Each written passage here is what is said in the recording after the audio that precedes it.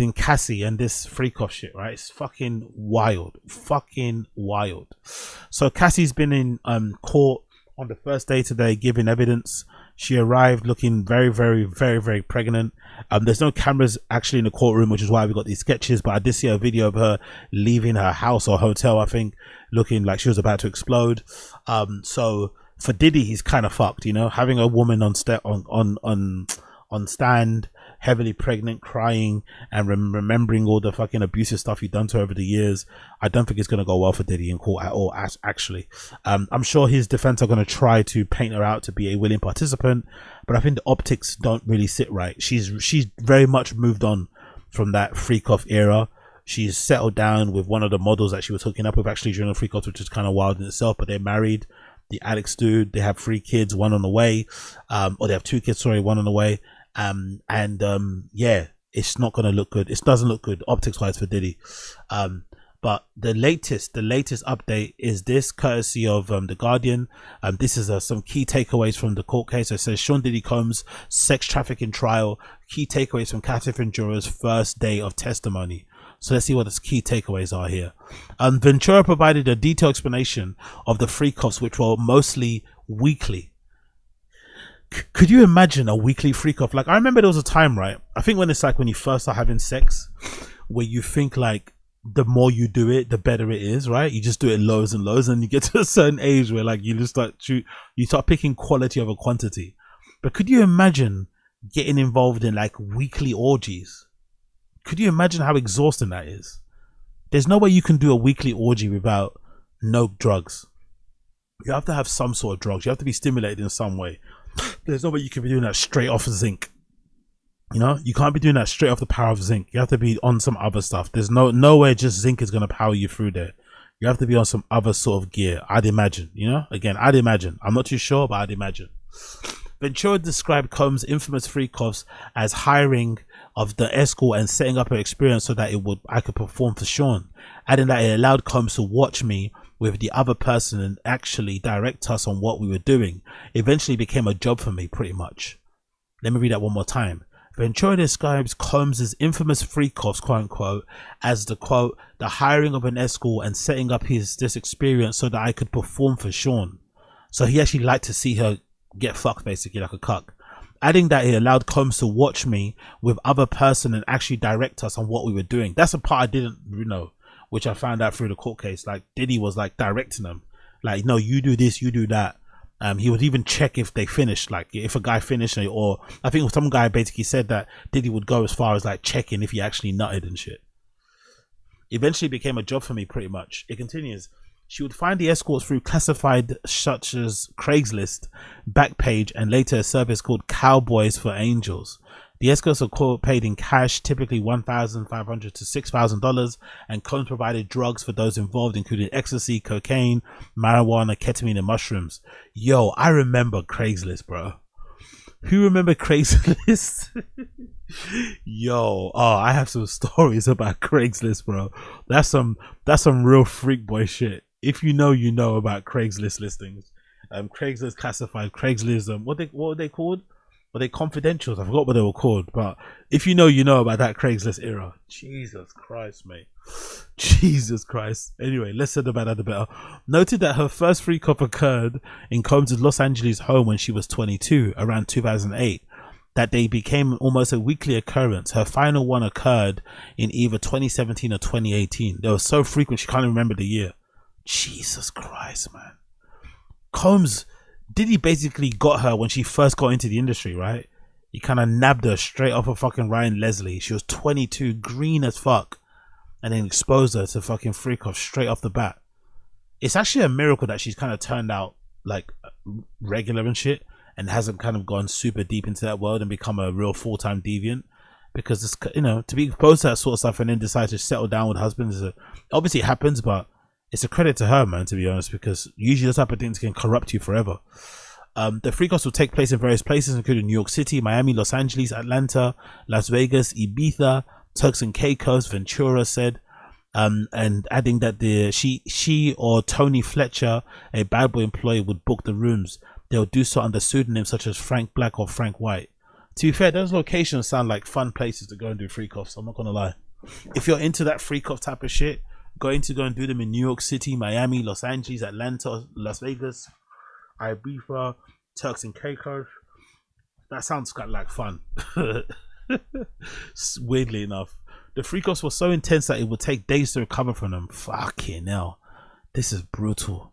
Honestly, a pregnant woman having to give evidence like this is just diabolical, really, isn't it, man? Fuck, man.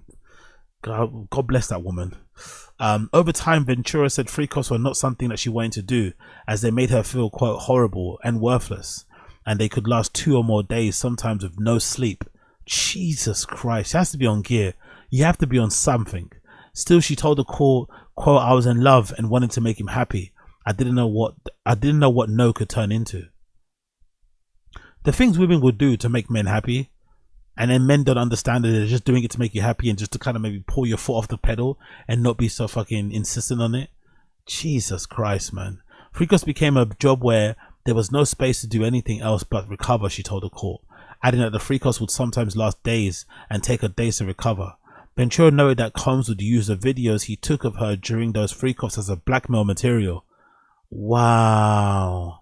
So he recorded these freak offs for, obviously, you know, pleasure and shit, but then he also used them as a way to kind of blackmail her. So if she tried to like say she's gonna leave or she doesn't want to do it anymore, he'd obviously threaten her. And again, at that time when she's like 22, she's new in the industry, she's trying to make a name for herself, he'd probably threaten to kind of put it out there and destroy her career. Controlling behavior, man. I felt pretty horrible about myself. I felt disgusting. I felt humiliated, she said. The quote, I didn't have the words to show how horrible I felt. I couldn't talk to anyone about it. Yeah, exactly. I'd imagine you probably have to deal with that by yourself because you're too embarrassed to tell anybody else, and you're also scared about who might find out. As Ventura was expected to take part in the freak offs even while menstruating. Okay, this is too much, man. This has gone dark. As Ventura was expected to take part in the freak offs even while menstruating, and Combs would sometimes direct her to urinate on her. Combs would sometimes direct someone to urinate on her. Bedsheets during these encounters could be covered in blood and urine. She said she didn't want that to happen, but you don't have a lot of control in that moment. I just felt humiliated. I was disgusting. It was too much. Jesus Christ. Diddy, man. This is just... God, this is your girlfriend, bro. Honestly, like, I kind of understand doing this stuff with like random slaws and like ladies of the night and whatever else, and like, this is your girlfriend, bro. Like, at one point, what does she feels like, what are you doing, bro? Number 3, Combs' violence throughout Ventura's relationship with him caused constant fear. Ventura depicted Combs' tempestuous moods and resulting violence he could inflict on her if she didn't act a certain way. She said that she never knew if he would show up at her home in Los Angeles happy or yelling, prompting her to have constant stomach in the knots moments. Make the wrong face, and the next thing I knew, I would get hit in the face, she said. He would say, watch your mouth. Jesus Christ. Yeah, that you can definitely hear him saying that. She testified that he would drag, kick, and even stomp on her, later noting that she would agree to things that she didn't want to do for fear of how he'd react if she said no. I didn't want him to be upset or not to trust me. He was a very scary person. He could be violent. Upon being asked how many times Combs threw her to the ground during their relationship, as seen in 2016 Hotel, Ventura said, too many to count. Number 4, Ventura's music career and entire life was in Combs' hands. Ventura said Mr. Combs, Diddy, controlled a lot of her life, including her career, how she dressed, how she spoke. She directed Combs to the court as a polarizing person. She described, Combs to the court as a polarizing person. Over time, she began to experience his abusive side, the controlling side, adding that his mood would vary to day, which affected her greatly. Combs even preferred Ventura to groom herself a specific way. He wanted her nails painted white or with French tips, her hair combed a certain way, and even suggested she get breast implants. Fucking hell. I had to look a certain way during freak offs, she said, noting that his remarks on her appearance impacted her confidence. Combs and his team would periodically take away her laptop or phone. It depended on how long I was being punished for. This is he's there's no way he's getting away with this, man. There's no way he's getting away with this. Decisions about her career also had to go through Combs, which Ventura said left her manager James Cruz to manage her with one hand tied behind his back. He sounds like a real fucking monster, man. Number 5, Combs kept guns in her home and repeatedly forced Ventura to handle them. Ventura recalled that Combs had guns in safes in multiple homes, which alarmed her. She cited one particular incident during which Combs made her carry one of the guns, something he did on multiple occasions, which terrified her. That incident involved Combs pursuing his longtime rival Suge Knight. We were having freak-offs in one of his homes in LA, and he said Suge was at the Mel's Diner, and we packed up and drove down there. I was screaming and crying, please don't do anything stupid. I didn't know what he was going to do. So Diddy went there covered in baby oil, probably still got a boner, and with a blicky to go and run down on fucking Suge Knight. Yo, Diddy's a fucking wild boy. Diddy's a fucking wild fucking boy. Jesus Christ. Yeah, there's no way he's getting away with this, man. There's absolutely no way he's getting away with this. This sounds heinous. This sounds crazy.